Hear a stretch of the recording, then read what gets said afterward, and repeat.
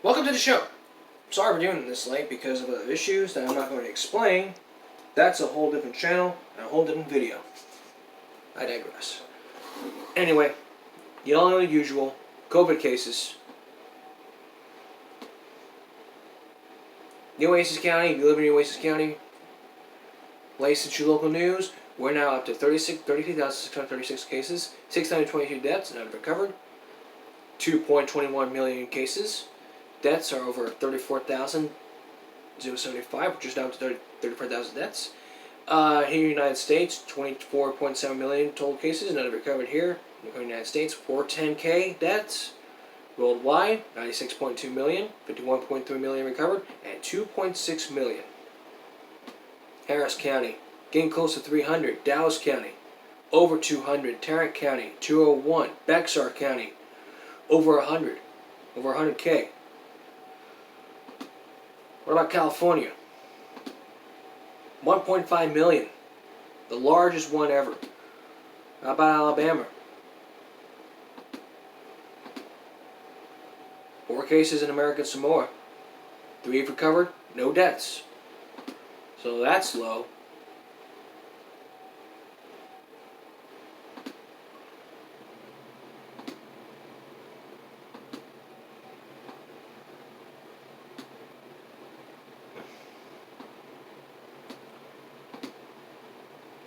So the biggest one ever I could find is in California. Big number in Los Angeles County. Right up into the millions, the 6 digits. There's 1, followed by 6 victors. I don't know how to say it. But again, what can be done about this? The best thing you can do right now is to wear a mask as always. Right here, not always at the bridge of the nose. Not here, nor at the chin. Now I'm wearing diapers. Social distancing. Be within 6 feet at all times. No excuses. Follow the protocols, social distance a lot of times. Public places mandate you wear a mask. And if you have to start wearing a mask at church, go right ahead. They should just mandate you need to start wearing a mask at church.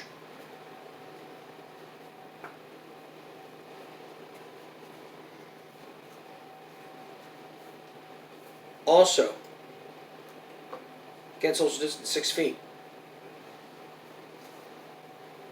I mean, if you have a medical condition, your child under 10 should not be wearing a mask.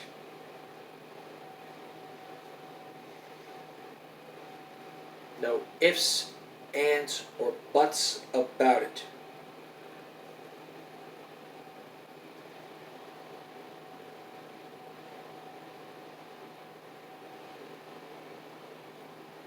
No one should be doing. No one should just be not wearing masks. If you're outdoors jogging, I would not recommend you wearing a mask at all.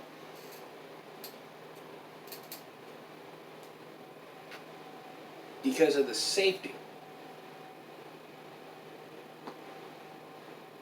Now, you know, a few days ago I talked to you about a mask challenge where you pick up masks all over town. Well, I did the challenge. I collected 3 masks here in the Bluff. 3.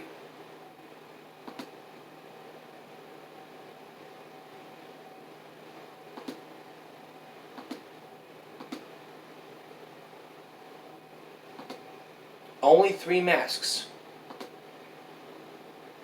Now, I'm not naming any locations.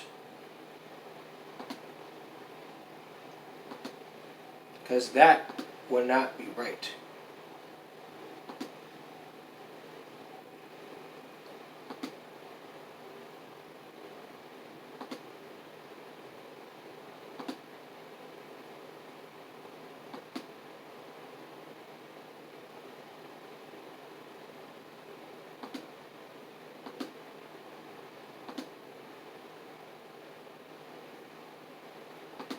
It's just simple. No ifs, ands, or buts about it. Or excuses. Like, look, I get that you want to go out. Like, I understand, like, you want to go shopping and stuff, but you need to wear a mask. You are mandated. Every place you go to, they mandate you wear masks. Period. And if you have a medical condition, just let them know beforehand. And if they tell you to leave, leave. Don't be starting fights and starting to argue with a lot of people. That's not right. That's not who you are.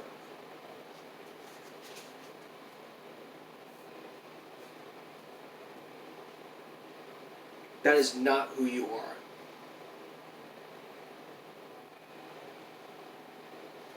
Who you are is what's inside your heart.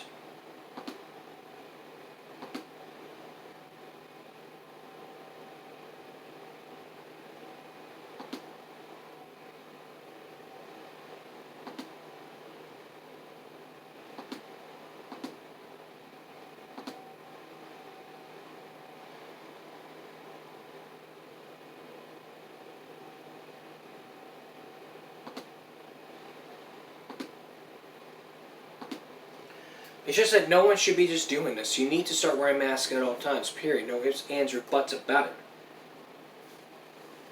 I don't care. Follow the rules, and we can all be safe. Well, kind of later, a safety break. This time it's all about crossing the street. I wasn't in a demonstration today, but I got carried away, so I'll give you a little sneak preview and some tips also. But next, the second impeachment trial of Donald Trump. What day is it going to happen next week? Is it going to happen? Will he not qualify for the election, for the next election? There's a lot of answers happening. A lot of those answers. Plus the national strategy for COVID-19 vaccination for President Biden when we return. It's going to happen. Welcome back. It's going to happen. February 8th, which is a couple weeks or 3, it's going to happen.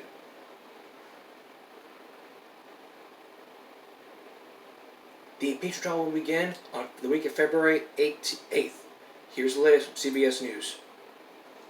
For the second time in just over a year, an article of impeachment against President Donald Trump will be walked across the Capitol and delivered to the Senate Monday night, immediately triggering the start of the former president's trial. The Senate will conduct a trial of the impeachment of Donald Trump. It will be a full trial. It will be a fair trial. Tonight, Majority Leader Chuck Schumer announced arguments will be heard beginning the second week of February. Minority Leader Mitch McConnell, who has blamed Mr. Trump for the assault on the Capitol, had pushed for a delay. We need a full and fair process where the former president can mount a defense and the Senate can properly consider the factual, legal, and constitutional questions. President Biden said he too was open to a delay, as it would give the Senate more time to approve his cabinet. The more time we have to get up and running and meet these crises, the better. Senate Democrats need 17 Republicans to join them to convict Mr. Trump. None are yet on board, and some are questioning having a trial at all. It's unconstitutional. It sets a bad precedent for the presidency, and it continues to divide the nation. The National Guard protecting the Capitol got a visit from the First Lady today, who brought cookies and thanked them for their efforts. Over half of the nearly 26,000 troops in Washington will start heading home in the coming days, but Thursday night, thousands found themselves booted out of the Capitol by police and moved to a parking garage. Members of Congress were outraged and got the soldiers back inside within hours. The National Guard and the Capitol Police put out a joint statement today, essentially making nice, saying they are united in a common mission. We have now learned just tonight that at least 38 Capitol Police officers and about 150 National Guardsmen have come down with COVID since the January 6th siege on the Capitol that was led by a largely maskless crowd. Nora? Chris Van Cleve, thank you. So that's going to happen. In those weeks ahead, we will see what happens.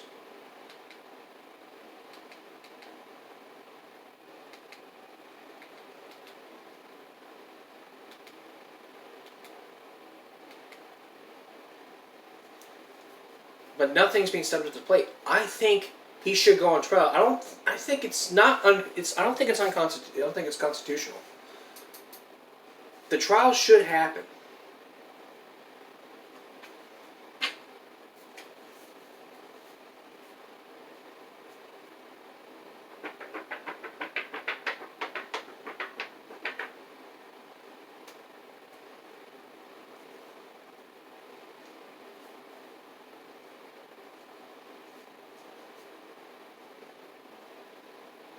So it's basically something you can do. I mean, he was responsible for the riots. One person said it's unconstitutional. I mean, the president has constitutional rights. Yes, he does, but no one should be able to say that.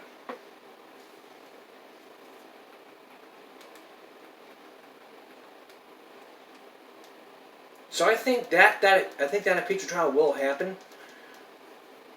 Is going to happen.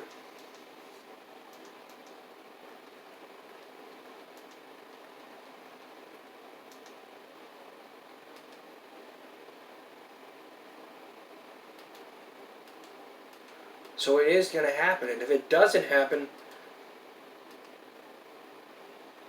then there's going to be a big issue here.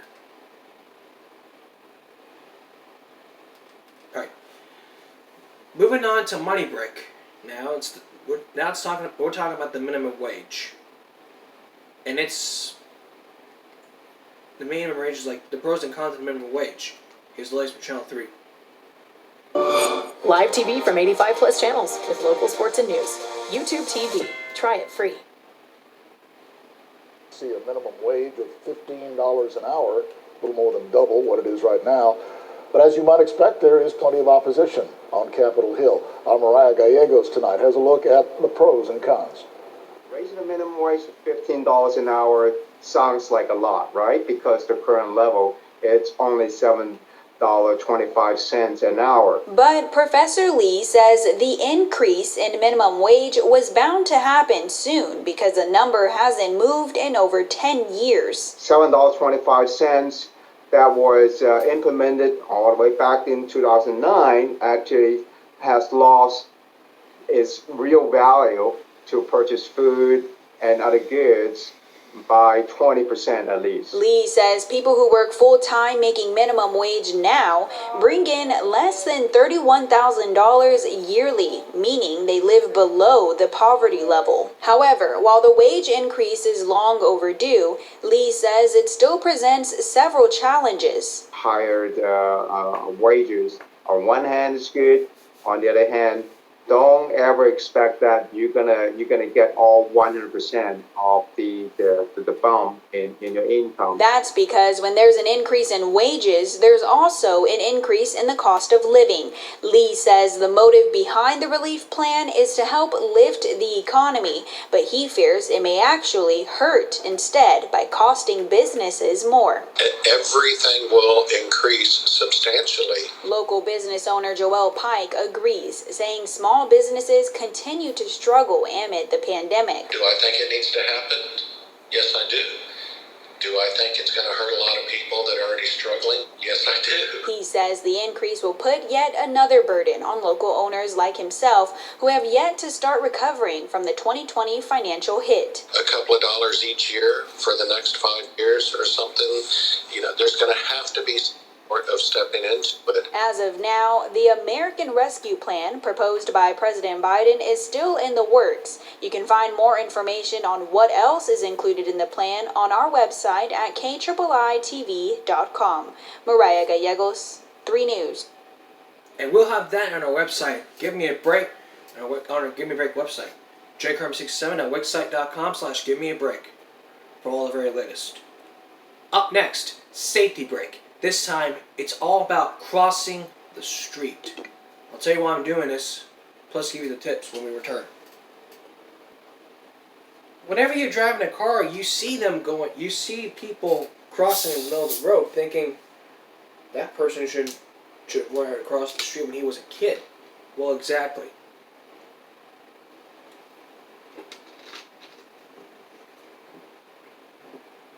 So tonight's Safety Break is going to be all about crossing the street/road. We're going to do this in some ways. From WikiHow. We're going to do this in methods. 1. The method. Use a crosswalk as a pedestrian no one's available. Look for a crosswalk at intersection or entrance at a place that gets high foot of traffic in many cases. In some cases, some crosswalks use rectangular blocks, while others use 2 parallel lines to indicate the crossing area. You'll typically find crosswalks in an intersection in the street. However, they may sometimes be in the middle of a block. If you're in that area, you're in high foot traffic. Follow the direction of the pedestrian crosswalk system if there is one. That's what I recommend you do. It's not rocket science. Stay at the corner, push the button, and wait. The city spent a lot of money to help keep everyone safe. It will help you stay safe. It doesn't guarantee the drivers obeying the law before stepping in the street. Check crossing traffic just to be safe. Cross at the corner and follow traffic signals if there's no crosswalk. Follow the traffic that's moving in the same direction. Stop for red or yellow lights when they go if the light is green. However, keep in mind that some cars may be turning right or red. You still need to be careful. Make sure you look both directions. Clearly trying to cross. Checking both ways. Stop at the edge of the street so you can check for cars. Check left, then right again before crossing the street. As you look around across the street, look around as you're across the street so you can spot incoming cars. Make contact with drivers when you're crossing a busy street. You might also wave and nod at them so you know when they see you. Wait for them to wave and nod back. Some drivers may refuse to yield the right way while it's unfair. It's more important for you to be safe. Don't try to cross the street if someone's driving dangerously. Cross quickly so you aren't on the road for long. Next, and this is really important. Next, stay off your phone so your full attention's on the road. It happened to me, and I didn't know. Ask an adult to cross the street with you if you're a child. Exactly. And this is real important. Wear bright clothing.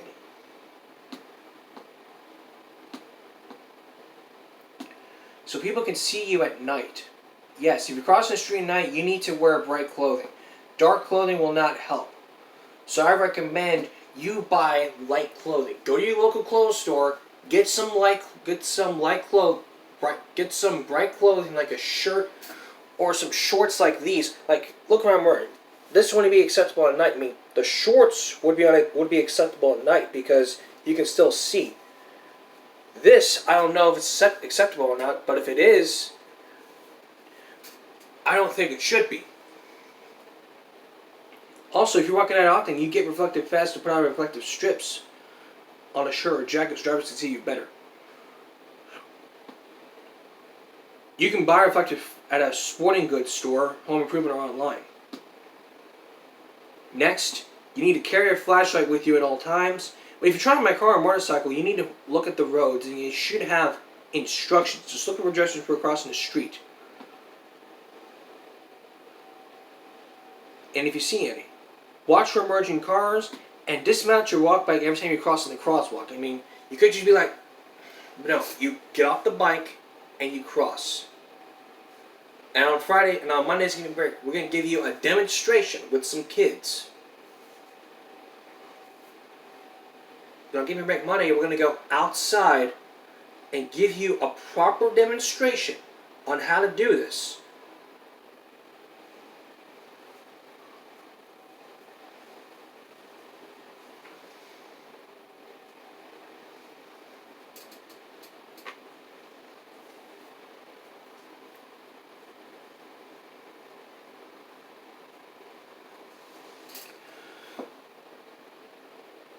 So that's basically it.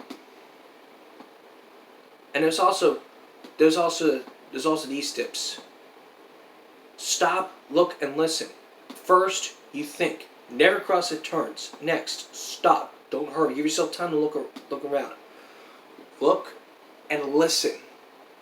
Wait until it's safe. Don't cross if you're not sure, then don't cross. Next, watch and listen. Do not run.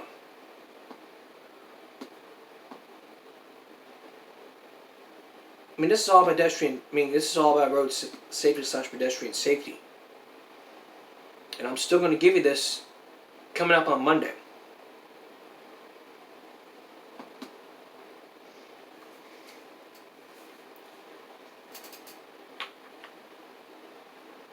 So I hope that it helps. We'll be right back. You know, we've been talking about how to cross the street very safely, but it's gonna be all about fixing the streetlight outages. You know those ones that when you walk by? Listen to what the AEP says. Here's Seth Kovar. Corpus Christi, you'll notice that Visit Corpus Christi, you'll notice that a number of streetlights are out. Makes it dark around here, and some could call it a safety hazard. Well, the lighting is important because it's a safety factor. Especially on our area's highways. Yes. That's the realm of the Texas Department of Transportation, and TxDOT goes to great lengths to make sure the lights are on. We do night drives. We also have, when our maintenance crews are out, if they happen to be out at night and they see something that are out, they'll alert our traffic signal system, and so they can take care of it. The city has a similar system, with the Public Works Department conducting weekly assessments of street lights and reporting when they're out. The vast majority of the lights are the responsibility of electric company AEP Texas.